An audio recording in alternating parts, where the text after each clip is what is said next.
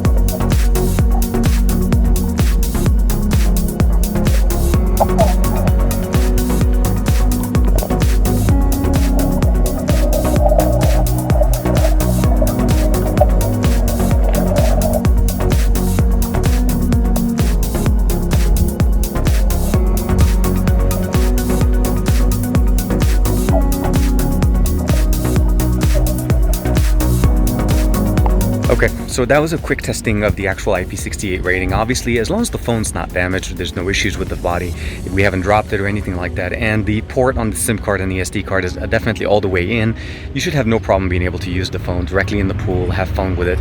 Keep in mind, this is a pool. Obviously, this is meant to be in fresh water, or pool water is just chlorinated water. I have not tested this in the, obviously using it in the ocean, so that's going to be salt water.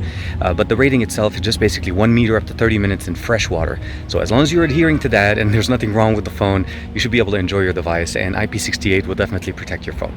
Hopefully you guys enjoyed this video. Like and subscribe as usual. Let me know in the comments below what you guys think, and I'll see you guys in the next video.